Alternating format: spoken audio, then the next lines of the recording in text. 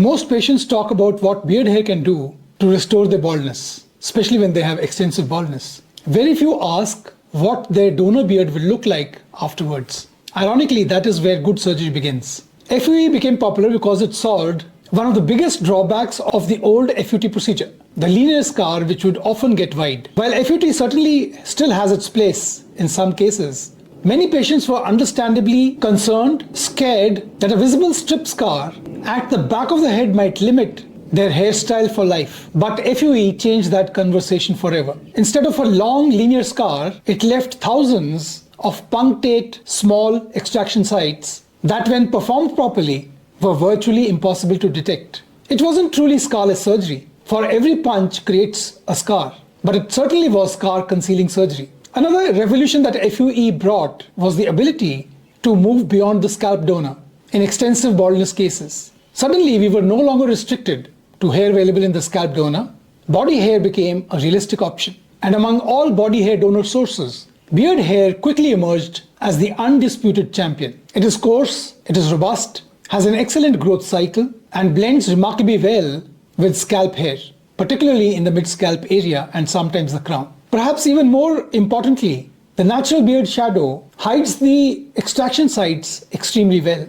Over the years, I have found it useful to divide these zones of harvesting in the beard into different zones from zone 1 to zone 5, because not every part of the beard behaves the same way after harvesting. If you look at this diagram, zone 1 lies along the jawline. It provides excellent quality grafts and a large number of grafts. But it also demands respect. As long as harvesting remains within the beard shadow area, these tiny scars are usually extremely difficult to notice. However, if we stray too far laterally beyond the natural beard line, those tiny white extraction sites may become visible when the patient shaves very closely. So although this is an excellent donor area, its outer borders should be approached conservatively.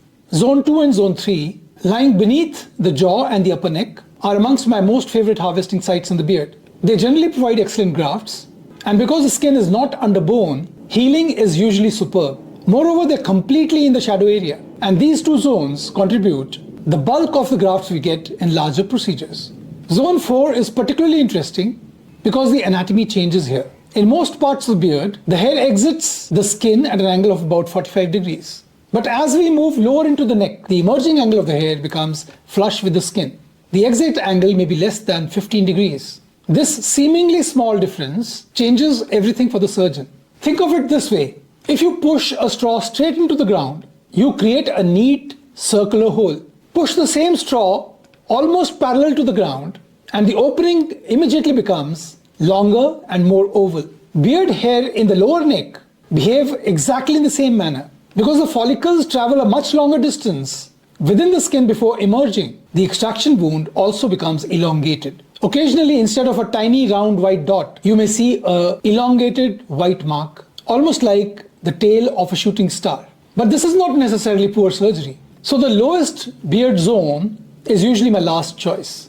Hair characteristics become more variable, and I generally reserve these grafts when additional grafts are generally required in large areas of baldness, grade 6 and 7. Now let's look to some patients 1 year after surgery. Try to find where the grafts were taken from.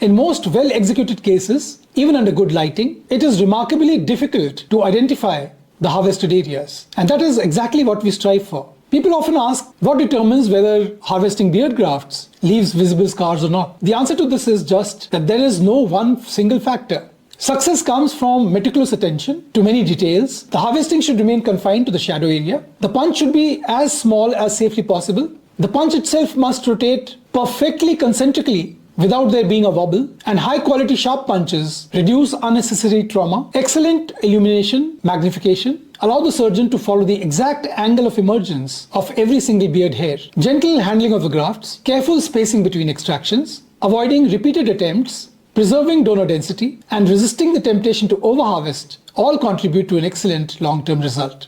Ultimately, the best beard harvest is the one that nobody notices. If 1 year after the beard hair transplant, the patient can shave closely and nobody can tell that thousands of grafts have been harvested, then the surgery has achieved its purpose. In my opinion, That is the true elegance of modern FUE of our DHX method.